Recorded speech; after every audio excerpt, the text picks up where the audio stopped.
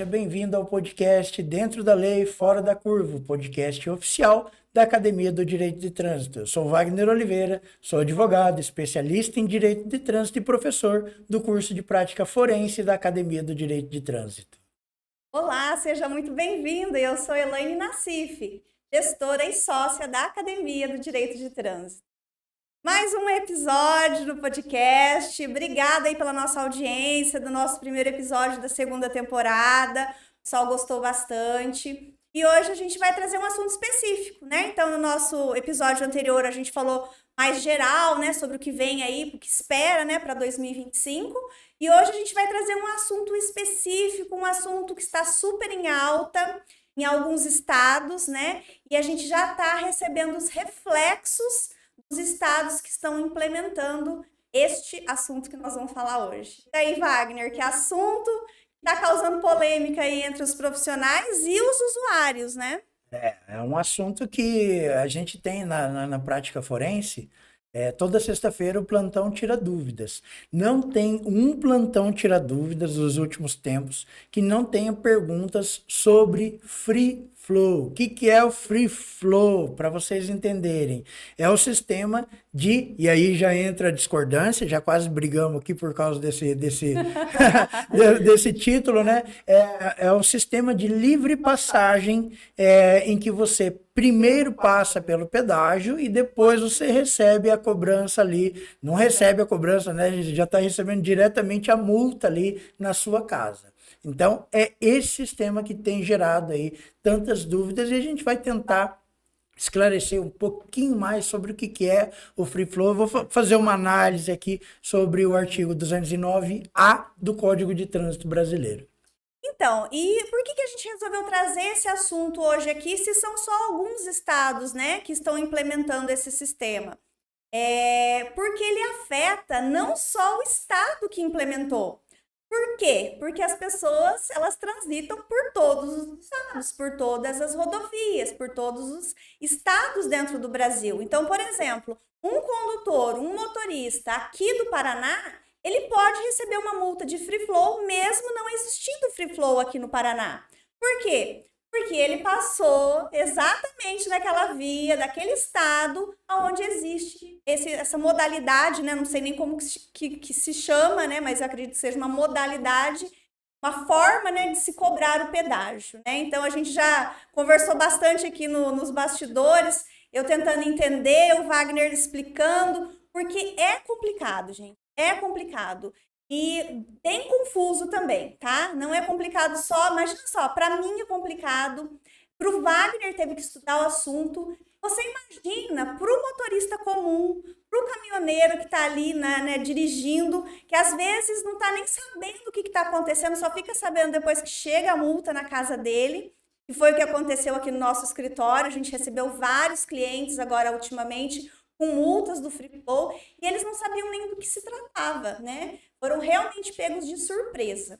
Então, por isso que a gente resolveu trazer esse assunto hoje aqui, porque é polêmico. E aí o pessoal pergunta assim, mas o curso Prática Forense, ele não é destinado à prática judicial do advogado? Sim.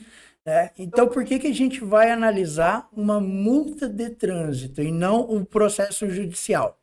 Porque essa multa de trânsito ela tem natureza grave e ela pode deflagrar um processo de suspensão por acúmulo de pontos, ela pode deflagrar um processo de perda da carteira provisória, ele pode deflagrar um processo de cassação da carteira de habilitação pro proprietário do veículo, porque a gente estava falando justamente isso, né? Ela penaliza, não é o condutor, ela penaliza o proprietário do veículo. A cobrança é sobre a placa do veículo automotor, então ela tem reflexos obrigatoriamente nessa questão, suspensão, cassação, perda da carteira provisória. Por isso que a gente vai tentar ali estudar um pouquinho mais sobre esse assunto. Isso aí, pessoal. Então, se você já tomou essa multa, ou se você é profissional da área que trabalha com a defesa de condutores, assiste esse episódio, porque o Wagner vai trazer aqui as irregularidades, né? Tem muita coisa aí estranha, né, nessa multa, e você vai poder utilizar isso daí no seu dia a dia para se defender, se você for o condutor, né? Ou se você quiser contratar um profissional para isso, os profissionais que estão assistindo também já vão estar preparados, né? Sabendo como atender o cliente, porque o cliente chega na tua frente ali, ele quer saber o que está de irregular, né? O que você vai alegar no meu processo? E o advogado tem que saber que, olha, está irregular por causa disso, disso. Então, Wagner, fala aí para os advogados aí quais são as irregularidades dessa multa. Não, vamos lá. Ó. Primeiro você falou assim que você estava achando ela muito estranha, né? Essa multa muito estranha. Tá, eu vou falar uma coisa mais estranha ainda.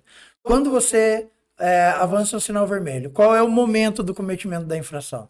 Quando eu avanço o sinal vermelho, quando eu passo em sinal vermelho. Quando você é multado por deixar de usar o cinto de segurança, em que momento que acontece a infração? Quando o carro está em movimento e eu estou sem o cinto de segurança. Perfeito. Quando você estaciona num local proibido e vem a multinha lá, qual foi o momento de configuração da infração? Estacionei. Então nós temos aqui a primeira modalidade de uma infração de trânsito em um momento futuro e incerto. Como assim? Olha só. Não entendi. Não é uma modalidade de multa, de infração de trânsito que acontece no momento em que ele está conduzindo o veículo automotor. Sabe aquela situação de flagrante do cometimento da infração? Esse aqui é um flagrante futuro. É uma modalidade que a gente praticamente não estuda, porque ela tem um futuro e incerto. E ela é incerta. Por quê? Porque o artigo 209-A, que ele foi incluído em 2021 no Código de Trânsito Brasileiro, ele fala o seguinte, especificamente sobre o free flow, tá? Evadir-se da cobrança do uso das rodovias ou deixar de efetuar o seu pagamento.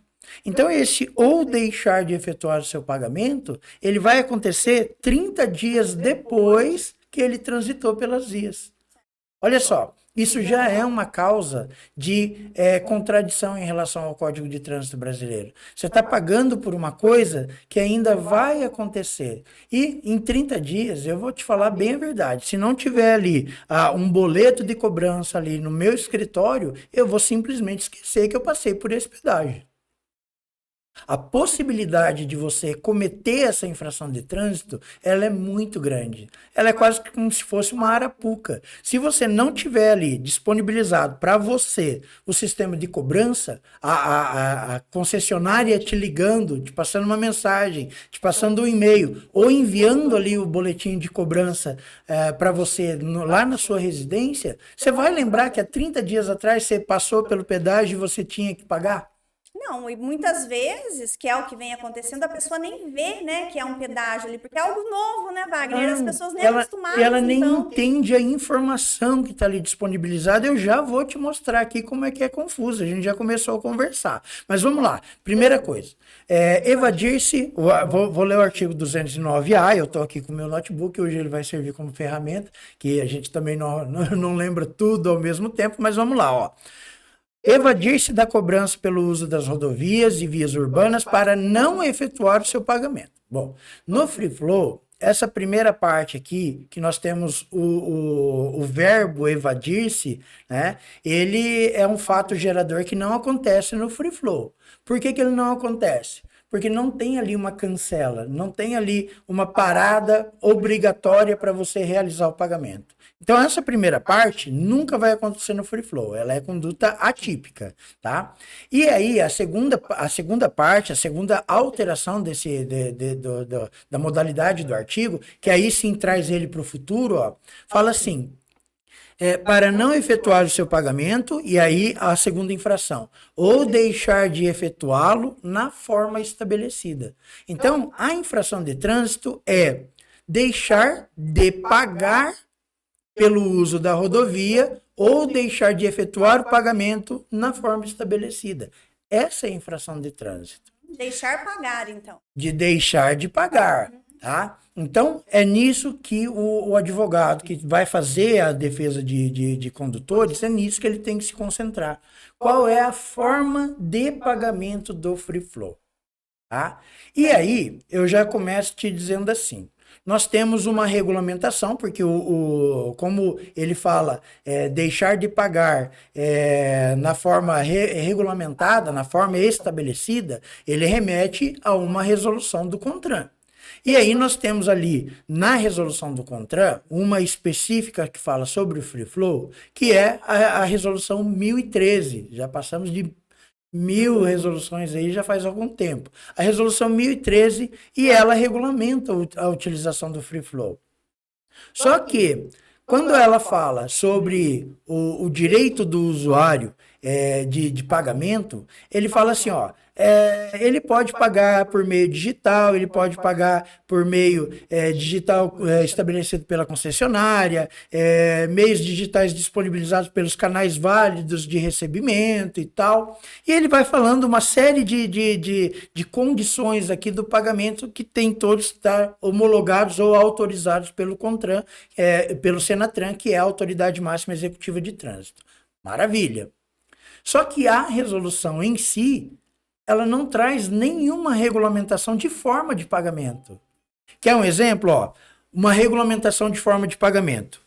Em até 30 dias será disponibilizado ao usuário da via, ao condutor que utilizou aquela via, vai ser disponibilizado um boleto bancário que vai ser remetido para o endereço de correspondência do proprietário. Não tem essa regulamentação.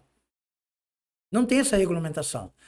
Como que ele vai pagar? Olha, ele pode, recebendo a notificação que gerou o débito, dizendo que foi gerado esse débito pela utilização da via, desse débito ele pode acessar tal lugar, ou a Carteira Nacional de Habilitação, essa eletrônica, ou então o Sistema de Notificação Eletrônica, e ali ele vai ter a notificação para o pagamento desse débito. Tá, não tem. Não tem. Então, veja, primeiro detalhe, o CONTRAN regulamentou as formas de pagamento, mas não regulamentou a forma de cobrança disso daqui. E como que o usuário da via vai tomar conhecimento desse débito lançado sobre ele.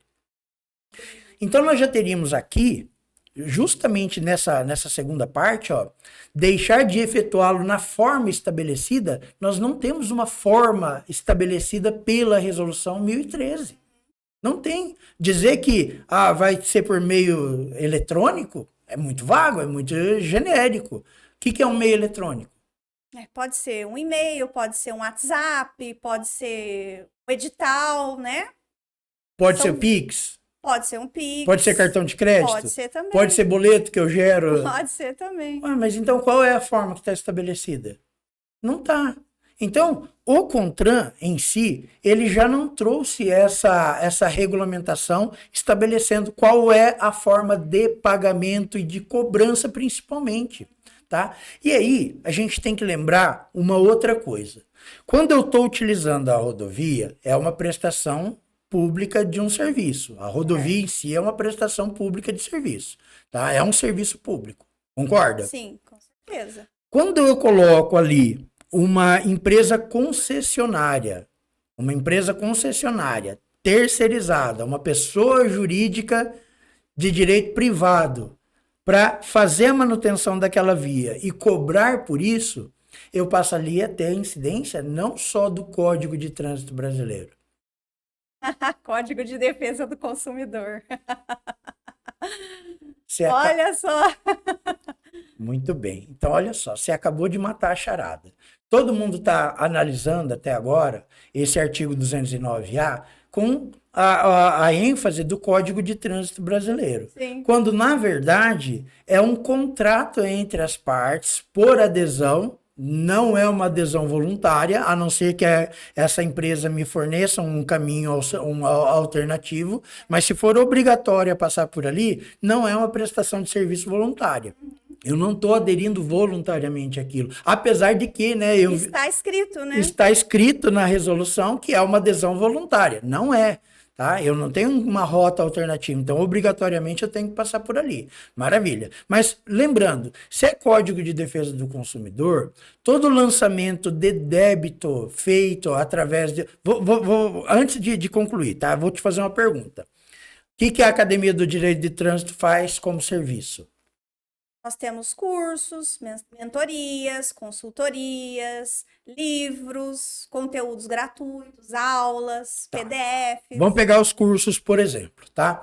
Vamos imaginar que você coloque ali, curso prática forense no direito de trânsito, faça a sua inscrição aqui, tá? E aí ele coloca ali, clica ali e vai assim, ó, comece imediatamente, não é imediato porque o prática forense é a cada 4, 5 meses, né, dependendo das turmas, mas vamos colocar assim, ele abre ali para ele todos os dados para ele preencher os dados pessoais dele e coloque lá, e aparece lá, vá diretamente para a aula, tá? Ele clica e ele vai diretamente lá, cai lá na plataforma do curso. Certo. Beleza. E aí, de repente, chega uma cobrança para ele no valor do curso prática forense para ele pagar. Tá correto ou tá errado? Teoricamente, ele pagaria antes para ter acesso ao curso. Não, mas não é só pagar antes, ele tem que ter essa informação dos valores do curso. Ah, tá. Formas sim, de pagamento, sim. o que ele vai ter com o curso, Sim. qual é a contraprestação pelo pagamento desse valor no curso prática forense. Tem que estar tudo isso lá discriminado. Por quê? Porque o Código de Defesa do Consumidor, lá no seu artigo 7º, ele envolve essa questão da publicidade. Não existe uma contraprestação de serviço contratado sem que você tenha o direito de saber qual é o valor que você está pagando, as formas de cobrança e as formas de pagamento. Você tem que ter essa questão da publicidade. E aí eu vou te perguntar, nós fizemos uma viagem esses dias atrás. Nós, quando chegávamos nos pedágios, que nós passamos por um pedágio ali que tinha o free flow, dava para saber que aquilo lá era um free flow? Não. Dava para saber como eu ia pagar aqueles valores? Também não. Dava para saber exatamente qual era a data que eu tinha para pagar aqueles valores? Não tinha informação nenhuma. Então, enquanto o pessoal está batendo aí em cima de questão de sinalização da via, falando que isso fere os preceitos do Código de Trânsito Brasileiro, não é o direito do Código de Trânsito Brasileiro que está sendo extirpado ali. A violação é do Código de Defesa do Consumidor, né? No Código de Defesa, essa contraprestação de serviço, ela não poderia nem existir, dada a ilegalidade em relação ao artigo 7º do CDC. Olha, informação importante, hein? Então, advogados de trânsito, assessorias de trânsito aí, não envolve só direito de trânsito. A gente fala que o direito de trânsito, ele tem, né, uma ligação direta com várias áreas do direito. E mais um caso, né? Que é o caso agora do consumidor, né? Então, abre mais um leque aí de possibilidades de atuação para o advogado. Prestem atenção nessa informação. Por que qual que é o nome do nosso podcast? Dentro da lei, fora da curva. Por quê? Porque a gente vai além do que aquilo que as pessoas estão acostumadas. Tem que pensar fora da caixa, gente. Tem que pensar um pouco mais além. Não é só o Código de Trânsito Brasileiro que está envolvido aqui. Poxa vida. Então, se você tem ali a violação a um direito básico do consumidor, qual cobrança dessa se torna legal? Nenhuma. Ó, e eu vou te mostrar mais, para você ver como está confuso essa questão do free flow. O CONTRAN, ele estabeleceu, o CONTRAN, ele estabeleceu assim, né? E aí para você ver como é realmente confuso. Eu vou te mostrar aqui, depois o Felipe vai colocar lá no vídeo essa sinalização aqui, ó. Eu vou colocar aqui para você, hein? Depois na edição ele faz, se vira, Felipe. Ó, pedágio a 1 km, passagem livre. Pera, como assim passagem livre? Ó, cobrança automática, logotipo ou nome do sistema de cobrança automática à direita. Eu vou falar para você assim, ó, se eu não fosse professor de direito de trânsito, eu vou te falar que eu viria essas placas aqui no pedágio e eu não ia ter a menor ideia do que se trata. Uhum.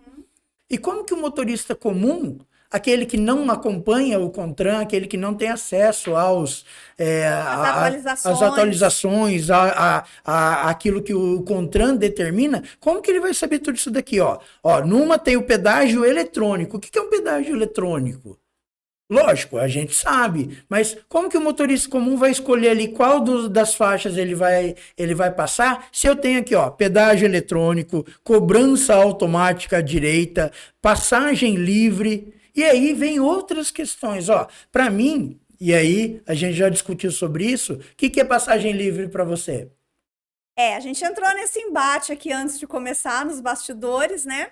Porque eu dizia assim, que passagem livre para mim é porque não tem as cancelas ali, né? Então, teoricamente, a passagem tá livre. Eu não preciso parar, não precisa erguer ali a cancela para eu poder continuar. Eu só passo. Então, passagem livre. Mas o Wagner tem uma outra análise sobre isso. Olha, para mim, a passagem livre é quando não envolve uma outra contraprestação de serviço. Ora, se eu estou passando por ali, mas isso vai me exigir uma contraprestação por ter passado por ali, que é o pagamento da multa, então a passagem já não foi livre.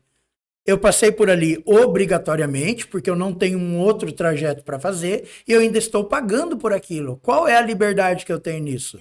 Nenhuma. Tem a liberdade de pagar.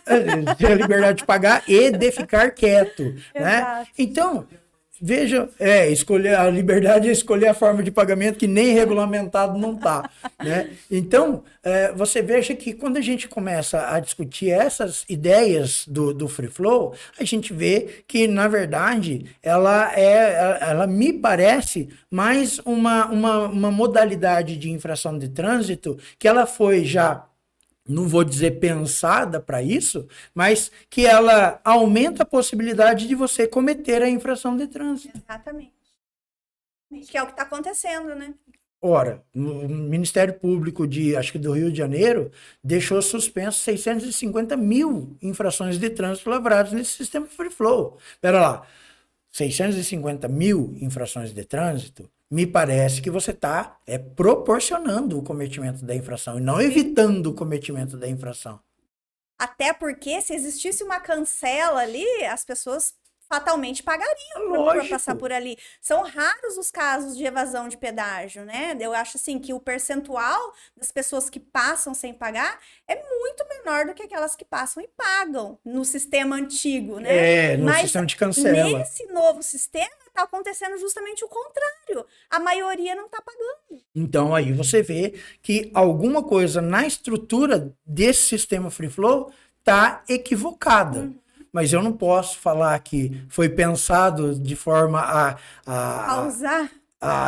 Como é que era que tinha nos contratos de excesso de velocidade antigamente, que a prefeitura ia pagar pela produção de multas, né? Eu não posso afirmar que essa modalidade foi pensada para produzir multas, mas que tem alguma coisa realmente bastante equivocada nesse sistema e principalmente nessa resolução do CONTRAN, principalmente pela falta, né, de uma regulamentação básica sobre como ele vai cobrar e como ele vai pagar, e principalmente sobre como vai cobrar, porque aí fere o Código de Defesa do Consumidor. Me parece que esse erro, essa omissão ali do CONTRAN é o que está proporcionando esse grande volume de infrações de trânsito. Wagner, deixa eu te fazer uma pergunta. Por exemplo, se eu aqui do Paraná, tô andando lá no Rio de Janeiro, que eu sei que tem lá o Free Flow. Como que eu vou saber que eu tenho que pagar? Onde que eu vou pagar isso daí? Tem algum lugar específico? Vamos imaginar que isso seja implantado no Brasil todo. Eu vou ter que conhecer todas as concessionárias para entrar em cada uma delas para ver se eu tenho um pedágio para pagar ali? É isso o que está acontecendo hoje? Bom, olha só. Aí nós temos duas situações. O governo federal fala que nem 65% de todas as pessoas do Brasil têm acesso a uma internet de qualidade. E mais, ele fala que 80% das pessoas não sabem utilizar a internet de forma adequada, tirando o acesso às mídias sociais, né? Rola para cima, rola para cima, rola para cima. Hoje, o que a gente sabe de internet é rolar para cima, rolar para cima. Tá. Então, ele fala dessa deficiência que nós temos em relação à internet. Mas o CONTRAN não pensa assim. O CONTRAN pensa que todo mundo tem acesso à internet, todo mundo sabe fazer uma busca, todo mundo sabe acessar o site da concessionária e mais, ele sabe como ele vai fazer esse pagamento de forma digital.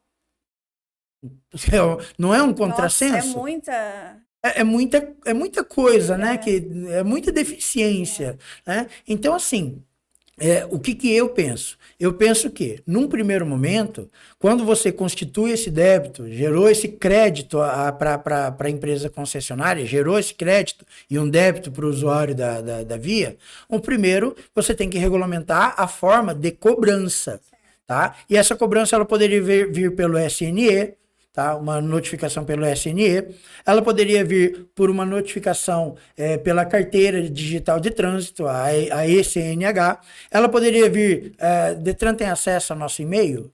Tem. Poderia vir por e-mail, Detran tem acesso ao nosso WhatsApp? Tem também. Poderia vir pelo WhatsApp, tem como mandar um SMS? Tem também. Tem também. Teria como fazer uma ligação falando, olha, dia tal você passou lá no pedágio, gerou um crédito para a concessionária e você pode pagar diretamente no link que eu estou enviando pelo SMS?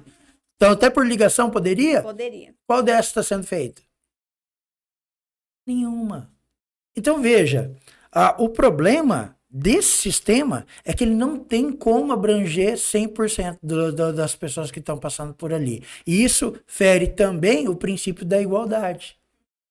Se eu que não tenho acesso tanto à internet, vou sofrer as consequências do não pagamento por não ter um meio físico ali, naquele momento, para fazer o pagamento, isso está ferindo o princípio da igualdade. Então, quando a gente para analisar cada um dos itens que está aqui na resolução 1013 do CONTRAN, a gente pode achar um monte de irregularidades, de ilegalidades, mas eu volto a dizer, eu vou ler de novo, tá? Esse tipo de infração é aquela que eu qualifico como infração de trânsito atípica. Por que que ela é atípica? Porque não cabe o primeiro fator gerador, evadir-se da cobrança, porque ninguém foge de um lugar que a passagem teoricamente é livre. Tá? Então, primeiro que não cabe isso daqui.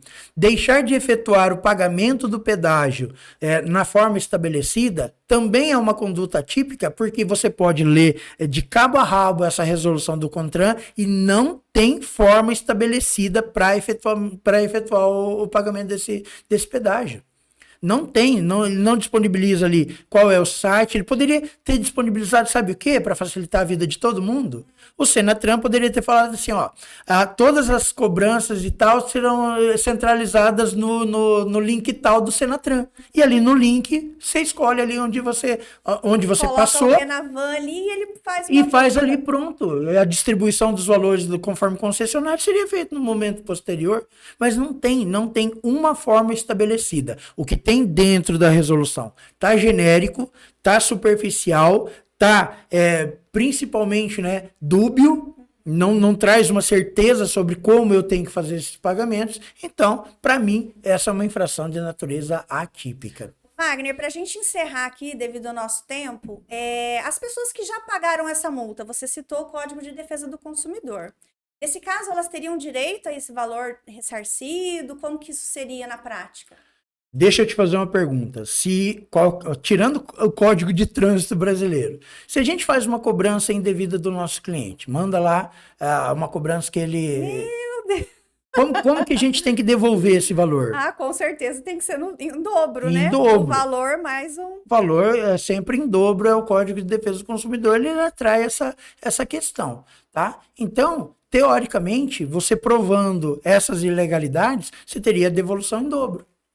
Perfeito. Então... É o mínimo que deveria acontecer isso daí. Agora, né?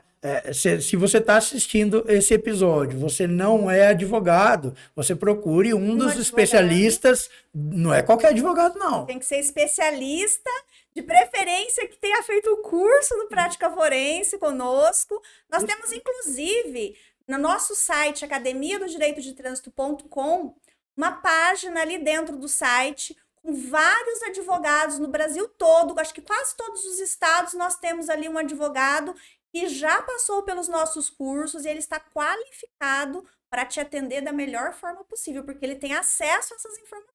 Exatamente. Então, procure um advogado que fez a especialização pelo Prática Forense no Direito de Trânsito da Academia do Direito de Trânsito. Ô Wagner, deixa eu te fazer uma outra pergunta, porque eu sei que vai chover de mensagens lá no WhatsApp, sou eu que cuido do WhatsApp e eu vou ter que responder. Você vai fornecer algum documento, alguma coisa para os advogados ou alguém que de repente precise de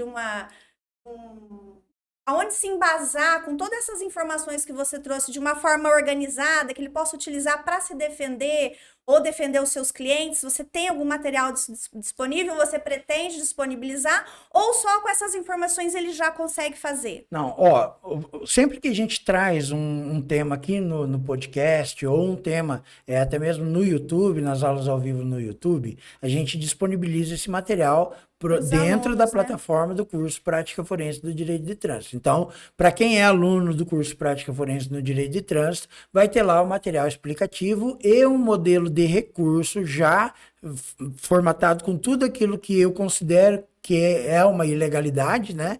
Com toda a minha fundamentação jurídica, já vai estar lá dentro da Academia do Direito de Trânsito. Então, quem é do Prática Forense, aluno do Prática Forense, já vai estar lá na plataforma. Agora, para quem não é, eu penso assim, esse é um título de utilidade pública, esse é um assunto de utilidade pública. A gente poderia fazer o seguinte... É um abuso, né? É um abuso. E está evidente, está escancarado esse abuso, né?